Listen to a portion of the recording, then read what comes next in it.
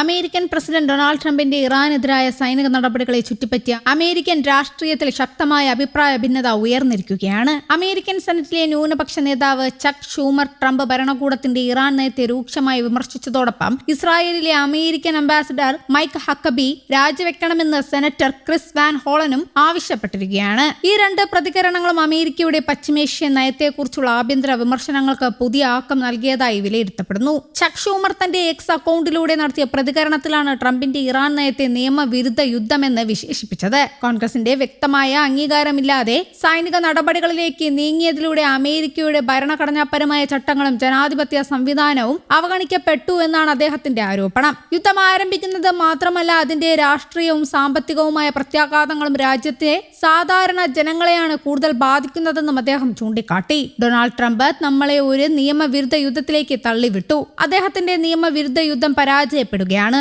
അതിൽ നിന്ന് അദ്ദേഹത്തിന് രക്ഷപ്പെടാൻ യാതൊരു വഴിയുമില്ല എന്നായിരുന്നു ഷൂമറിന്റെ പ്രതികരണം. ട്രംപിന്റെ നേതൃത്വത്തെ വിമർശിച്ച ഷൂമർ അദ്ദേഹത്തിന് തന്ത്രപരമായ വ്യക്തതയോ അച്ചടക്കമോ ഗൗരവമായ നയതന്ത്ര ചർച്ചകൾ മുന്നോട്ട് കൊണ്ടുപോകാനുള്ള കഴിവോ ഇല്ലെന്ന് ആരോപിച്ചു. ഇത്തരം നേതൃത്വപരമായ പരാജയങ്ങൾ അമേരിക്കൻ സൈനികരുടെ സുരക്ഷയെ അപകടത്തിലാക്കുന്നതിനൊപ്പം രാജ്യത്തെ സാമ്പത്തിക രംഗത്തും പ്രതികൂല സ്വാധീനം സൃഷ്ടിക്കുകയാണെന്ന് അദ്ദേഹം പറഞ്ഞു. ഇന്ധനവില ഉൾപ്പെടെയുള്ള ആവശ്യ വസ്തുക്കളുടെ വില വർധനയ്ക്ക് യുദ്ധ സാഹചര്യങ്ങൾ ആക്കം കൂട്ടുന്നുവെന്നും അതിന്റെ ഭാരം സാധാരണ അമേരിക്കക്കാരാണ് വഹിക്കുന്നതെന്നും ഷൂമർ ചൂണ്ടിക്കാട്ടി. അദ്ദേഹത്തിന്റെ അഭിപ്രായത്തിൽ നിലവിലെ സാഹചര്യത്തിൽ ഏറ്റവും അടിയന്തരമായി ചെയ്യേണ്ടത് സൈനിക നടപടികൾ അവസാനിപ്പിക്കുകയും യുദ്ധം മൂലമുണ്ടായ നാശനഷ്ടങ്ങൾ പരിഹരിക്കുന്നതിനുള്ള രാഷ്ട്രീയ നയതന്ത്ര നടപടികൾ ആരംഭിക്കുകയുമാണ്. യുദ്ധം നീട്ടിക്കൊണ്ടുപോകുന്നതിലൂടെ അമേരിക്കയുടെ താൽപര്യങ്ങൾ സംരക്ഷിക്കപ്പെടില്ലെന്നും മറിച്ച് കൂടുതൽ പ്രതിസന്ധികളാണ് സൃഷ്ടിക്കപ്പെടുകയെന്നും അദ്ദേഹം മുന്നറിയിപ്പ് നൽകി. ട്രംപ് ഭരണകൂടം ഈ വർഷം ആദ്യം കോൺഗ്രസിന്റെ ഔപചാരിക അംഗീകാരമില്ലാത്ത ഇസ്രായേലുമായി ഏകോപിപ്പിച്ചാണ് ഇറാനെതിരെ സൈനിക നടപടികൾ ആരംഭിച്ചത് എന്നാണ്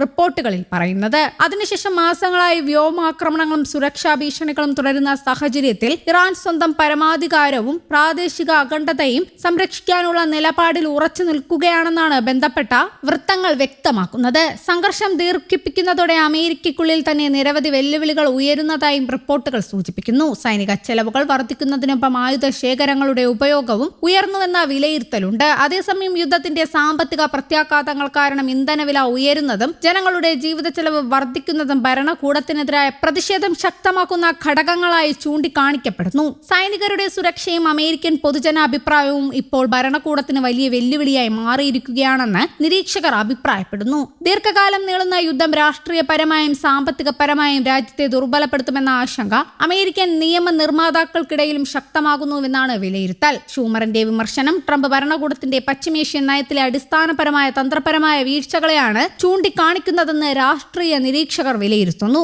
വ്യക്തമായ ലക്ഷ്യങ്ങളില്ലാതെ ആരംഭിച്ച സൈനിക നടപടികൾക്ക് കാലക്രമേണ വ്യത്യസ്ത ന്യായീകരണങ്ങൾ മുന്നോട്ട് വെക്കേണ്ടി വന്നതായും ഇതിലൂടെ അമേരിക്കയുടെ നയതന്ത്ര വിശ്വാസ്യത ചോദ്യം ചെയ്യപ്പെട്ടതായും വിമർശകർ പറയുന്നു. ഇതിനിടെ ഇറാനിയൻ നേതൃത്വം ആവർത്തിച്ച് വ്യക്തമാക്കുന്നത് സമ്മർദ്ദങ്ങളുടെയും ഭീഷണികളുടെയും അടിസ്ഥാനത്തിലൊരു രാഷ്ട്രീയ ഒത്തുതീർപ്പിനും തങ്ങൾ തയ്യാറല്ല എന്നതാണ്. അന്താരാഷ്ട്ര നിയമങ്ങളെ മാനിച്ചും ഇറാന്റെ പരമാധികാരത്തെ പൂർണ്ണമായി അംഗീകരിച്ച് മാത്രമേ ഏതെങ്കിലും തരത്തിലുള്ള ചർച്ചകൾക്ക് പ്രസക്തി ഉണ്ടാകൂവെന്ന നിലപാടാണ് അവർ മുന്നോട്ട് വെക്കുന്നത്. നിയമവിരുദ്ധമെന്ന് വിശേഷിപ്പിക്കുന്ന എല്ലാ സൈനിക നടപടികളും ഉടൻ അവസാനിപ്പിക്കണമെന്ന ആവശ്യവും ഇറാൻ വീണ്ടും ഉന്നയിച്ചിട്ടുണ്ട്. News desk, Kerala Kaumudi.